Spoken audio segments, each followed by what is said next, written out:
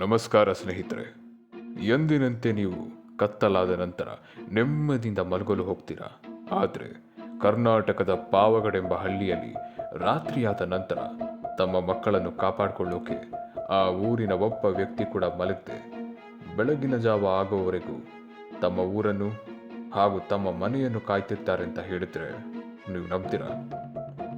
ಹೌದು ಗೆಳೆಯರೆ, ಪಾವಗಡ ಎಂಬ ಹಳ್ಳಿಯಲ್ಲಿ ರಾತ್ರಿ ಆಗ್ತಿದ್ದಂತೆ 4 ರಿಂದ 5 ವರ್ಷದ ಮಕ್ಕಳು ವಿಚಿತ್ರ ರೀತಿಯಲ್ಲಿ ಕಾಣೆಯಾಗ್ತಿದ್ದಾರೆ. ಎಲ್ಲಿ ಹುಡುಕಿದ್ರೂ ಕೂಡ ಸಿಗ್ತಾ ಇರಲಿಲ್ಲ. ಆದರೆ 1 ರಿಂದ 2 ದಿನ ಆದಮೇಲೆ ಅವು ಹೇಳಕ್ಕಾಗದಿರೋ ಸ್ಥಿತಿಯಲ್ಲಿ ಪತ್ತೆಯಾಗ್ತಿದ್ದವು. ಈ ಮುದ್ದು ಮಕ್ಕಳು ರಾತ್ರಿಯಾದ ತಕ್ಷಣ ಎಲ್ಲಿ ಹಾಗೂ ಹೇಗೆ ಕಾಣೆಯಾಗ್ತಿದ್ದವು? ಇದು ಮಕ್ಕಳ ಕಿಡ್ನಾಪಿಂಗ್ ಜಾಲದ ಒಂದು ಭಾಗವು ಅಥವಾ ವಾಮಾಚಾರಕ್ಕಾಗಿ ಮಕ್ಕಳ ಬಲಿ ಕೊಡಲಾಗ್ತಿತ್ತು? ಇದನ್ನು ತಿಳಿಯಲು ಈ ವಿಡಿಯೋವನ್ನು ಕೊನೆವರೆಗೂ ನೋಡಿ ಹಾಗೂ ಲೈಕ್, ಶೇರ್ ಮತ್ತು ಸಬ್ಸ್ಕ್ರೈಬ್ ಮಾಡೋದನ್ನ ಮರಿಬೇಡಿ.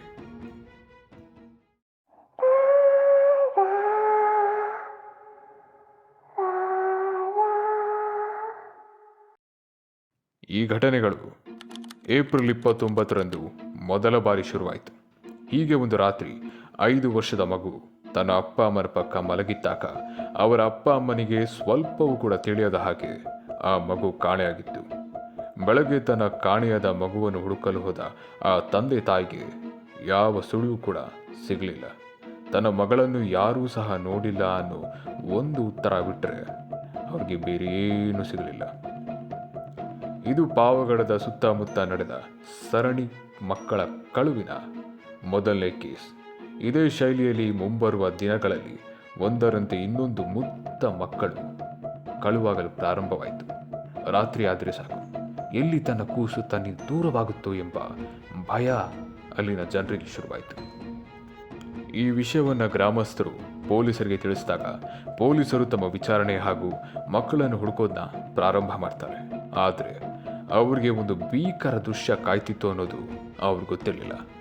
ಅವರಿಗೆ ರಕ್ತದ ಕಲೆ ಇರುವ ಹರಿದ ಬಟ್ಟೆ, ತಲೆ ಬುರುಡೆ, ಮೂಳೆ ಸಿಕ್ತು. ಗ್ರಾಮಸ್ಥರಲ್ಲಿ ಭಯ ಇನ್ನೂ ಹೆಚ್ಚಾಯಿತು. ಪೊಲೀಸರು ತಮ್ಮ ಕಾರ್ಯಾಚರಣೆಯನ್ನು ಇನ್ನು ಕಟ್ಟುನಿಟ್ಟಾಗಿ ಮಾಡೋಕೆ ಶುರು ಮಾಡಿದರು.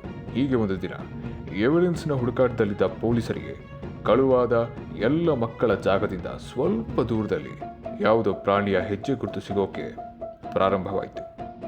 ಇದರಿಂದ ಪೊಲೀಸರು ಇವೆಲ್ಲವೂ ಮನುಷ್ಯರನ್ನು ತಿನ್ನು ನರಿ ಅಥವಾ ತೋಳಗಳು ಮಾಡಿರಬಹುದೇ ಎಂದು ಸಂಶಯಪಟ್ಟರು. ಇದನ್ನು ಅರಿತ ಗ್ರಾಮಸ್ಥರು ನರಿ ಹಾಗೂ ತೋಳಗಳನ್ನ ಪಾವಗಡದ ಸುತ್ತಮುತ್ತ ಎಲ್ಲೆಲ್ಲಿ ಕಂಡರೂ ಕೂಡ ಹುಡುಕಿ ಸಾಯಿಸಲು ಪ್ರಾರಂಭಿಸಿದರು. ಯಾವ ಮಟ್ಟಕ್ಕೆ ಕೊಂದರು ಅಂದರೆ ಅಲ್ಲಿನ ಕಾಡುಗಳಲ್ಲೂ ಕೂಡ ಈ ತೋಳಗಳು, ನರಿಗಳು ಕಾಣೋದೇ ನಿಂತೋಯ್ತು. ಒಂದು ರೀತಿ ಮಾಸ್ ಹಂಟಿಂಗ್ ಅಂತ ಹೇಳ್ಬೋದು. ಆಶ್ಚರ್ಯಪಡೋ ಸಂಗತಿ ಏನಂದರೆ ಆ ದಿನದ ನಂತರ ಮಕ್ಕಳು ಕಳುವಾಗೋದು ನಿಂತೇ ಹೋಯಿತು. ಎಲ್ಲ ಕೂಡ ಮೊದಲ ರೀತಿ ಆಯಿತು. ಹಾಗಿದ್ರೆ ಇದು ಹ್ಯಾಪಿ ಎಂಡಿಂಗಾ? ಇಲ್ಲ. 2 ತಿಂಗಳ ನಂತರ ಮಕ್ಕಳ ಕಳುವು ಮತ್ತೆ ಶುರುವಾಯಿತು. ಇದರಿಂದ ಪ್ರಾಣಿಗಳ ಮೇಲಿದ್ದ ಸಂಶಯ ಒಂದು ರೀತಿ ಸುಳ್ಳು ಸಂಶಯ ಅಂತ ಭಾಸವಾಗುತ್ತೆ.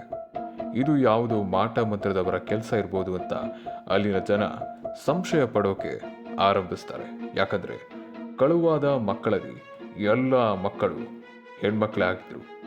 ತಮ್ಮ ಕೆಟ್ಟ ಕೃತ್ಯಗಳಿಗೆ ಮಕ್ಕಳನ್ನ ಬಲಿ ಕೊಡೋದು ಎಷ್ಟು ಹೀನಾಯ ಕೃತ್ಯ ಅನ್ನಿಸ್ತದೆ ಅಲ್ವಾ ಸ್ನೇಹಿತರೆ? ಇದಕ್ಕೆಲ್ಲ ಬೇಸತ್ತ ಪೊಲೀಸರು ಸ್ನಿಫರ್ ಡಾಗ್ಸ್ನ ಮೂಲಕ ಈ ಕಿಡ್ನಾಪರ್ ಅಥವಾ ಈ ಕೊಲೆಗಾರನನ್ನು ಹುಡುಕೋಕೆ ಪ್ರಾರಂಭ ಮಾಡ್ತಾರೆ. ಆದರೆ ಎಲ್ಲ ಸ್ನಿಫರ್ ಡಾಗ್ಸ್ಗಳು ಅಟ್ ದ ಎಂಡ್ ಒಂದು ಗುಹೆ ಹತ್ರ ಬಂದು ನಿಲ್ತಿದ್ವು. ಆ ಗುಹೆಯನ್ನು ಸಂಪೂರ್ಣವಾಗಿ ಹುಡುಕಿದಾಗ ಅವರಿಗೆ ಯಾವ ಸುಳಿವು ಕೂಡ ಸಿಗಲಿಲ್ಲ.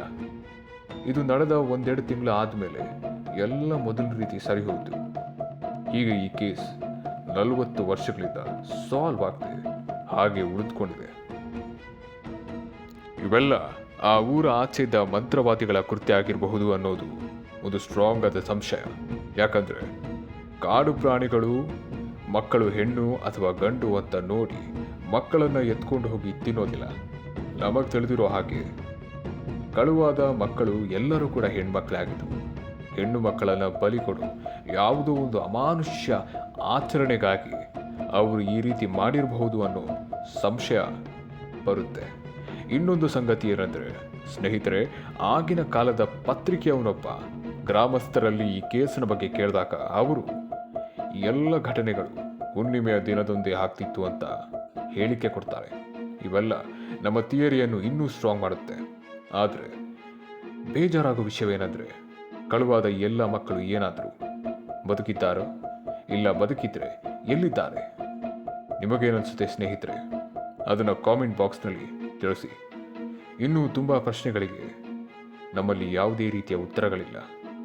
ಸ್ನೇಹಿತರೆ, ಇದಿಷ್ಟು ಪಾವಗಡದ ಮಿಸ್ಸಿಂಗ್ ಕೇಸ್ನ ಬಗ್ಗೆ ಒಂದಿಷ್ಟು ಮಾಹಿತಿ. ಸಿಗೋಣ ಇನ್ನೊಂದು ಮಿಸ್ಟೀರಿಯಸ್ ಹಾಗೂ ಇಂಟ್ರೆಸ್ಟಿಂಗ್ ವಿಡಿಯೋದಲ್ಲಿ.